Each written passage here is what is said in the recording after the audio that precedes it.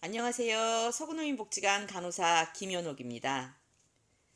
코로나19로 인해 많은 어려움을 겪고 있을 어르신들에게 다소나마 도움을 드리고자 온라인 강의를 개설해 보았습니다. 요즘 많이 답답하시죠? 생활이 우울하시진 않나요? 언제가 될지 모르는 이 바이러스와의 사투로 불안하고 초조하게 생활하고 계신 어르신들에게 오늘 강의로 함께 극복하자라는 메시지를 대신하고자 합니다. 코로나로 인해 많은 신조어들이 생기고 있지요. 그 중에서도 코로나 블루라는 용어가 생겼습니다. 코로나로 인한 긴장, 불안, 초조함들이 우울감을 만든다고 해서 생긴 용어입니다. 이런 우울한 마음의 감정을 극복하려면 어떤 행동을 해야 하는지 알려드리고자 합니다. 바이러스를 잡으려면 면역이 중요하듯이 마음의 방역을 위해서는 면역이 더 중요하다고 생각이 듭니다. 그래서 마음의 방역은 면역으로 잡아야 하겠지요. 마음의 방역 방법에 대해서 강의를 시작하겠습니다. 인간의 면역력을 좌지우지하는 건 장과 뇌입니다. 이 장과 뇌에서는 각각 70%, 30%의 비중을 차지하고 있답니다. 뇌 건강을 통한 면역을 올리기 위해서는 도파민 분비가 잘 되고 세로토닌이 증가해야 합니다. 이곳에 면역의 핵심이 거기에 있다고 할 수 있습니다. 지금이라도 생활 속에서 실천하면서 면역을 키울 수 있는 방법을 알아보겠습니다. 인간의 뇌에는 신경과 신경의 신호를 주고받는 시냅스라는 곳이 있습니다. 신경이 받은 자극은 전기 신호의 형태로 흐르다가 신경 돌기 끝에서 화학 물질로 바뀌면서 신경 가지돌기에서 그 물질을 받아 신호가 끊기지 않게 다시 전기 신호를 만든답니다. 이렇게 신호를 주고받는데 쓰는 화학 물질을 신경 전달 물질이라고 합니다. 우리 마음 건강에 가장 중요한 신경 전달 물질이 있는데요. 가장 핵심 물질 3가지에 대해 한번 얘기해 보겠습니다. 첫 번째로 도파민에 대해 얘기해 보겠습니다. 도파민 많이 들어보셨죠? 도파민은 어떤 작용을 하느냐? 뇌의 신경세포, 흥분을 전달하기도 하고 유지도 하기도 하는 작용을 합니다. 이게 부족하면 주의력, 결핍, 가다 행동장애, 파킨슨병이 생기고요. 너무 많으면 중도, 환각, 조현병이 발생합니다. 다음으로 세로토닌인데요. 많이 들어보셨을 겁니다.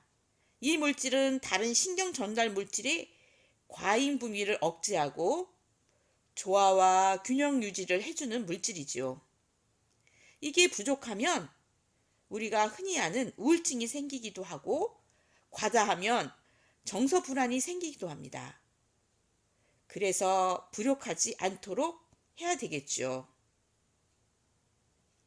세 번째로 아드레날린입니다. 우리가 화를 내거나 스트레스를 받을 때 나오는 물질입니다. 이 물질을 잘 다스릴 때 우리의 마음 면역을 키울 수 있습니다. 이 3가지 물질을 잘 다스리기 위해서는 다음과 같이 20가지 방법을 실천하는 생활 습관을 만들어 보도록 하세요. 지금부터 마음 건강을 위해 세로토닌과 도파민 업 시키러 가볼까요? 고! 마음 건강을 위한 생활 제한 첫 번째.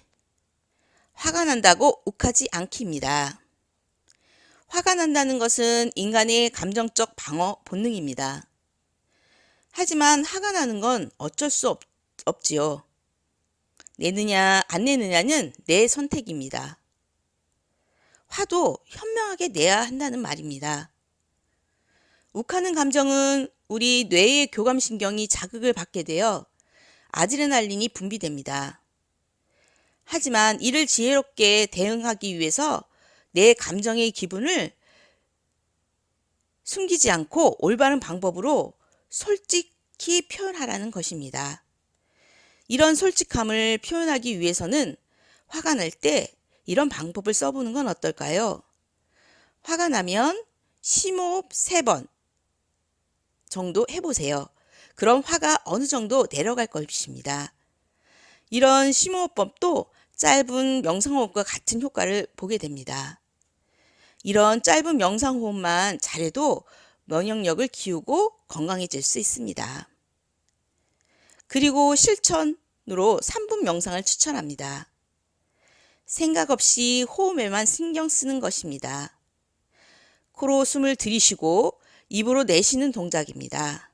전 일명 멍때리기 호흡이라고 정해보았습니다. 한번 실천해 보세요. 마음 건강을 위한 생활 제한 두 번째. 가끔은 과감히 포기하기입니다. 우리나라 전반적 사회적 분위기는 한번 시작한 일은 끝을 봐야 한다. 포기하면 실패자라는 무엇이든 해내야 하는 것이 정상 궤도에 오른 것으로 착각하며 자신의 건강에 부정적 영향들을 미쳐왔습니다. 포기한다는 것, 마음의 비움을 실천한 것이며 잠시 내려놓고 자신의 마음을 챙겨야지 마음의 상처를 덜 받고요. 마음 건강을 챙길 수 있습니다. 마음 건강을 위한 생활 제한 세 번째. 건강한 몸 만들기입니다. 마음 건강을 위해서는 필수 조건이 신체 활동이 동반돼야 합니다. 건강한 신체에 건강한 정신이 깃든다는 말이 있듯이 즉 몸이 건강하면 마음도 건강해진다라고 말할 수 있겠죠. 몸이 아프고 고단하면 항상 짜증과 나쁜 생각으로 가득 차게 되고 이런 생각이 마음의 건강에 문제를 만들겠지요. 그래서 우리 몸을 건강하게 만들기 위한 방법은 운동입니다. 운동을 처음 시작하면 가볍게 시작하시고요.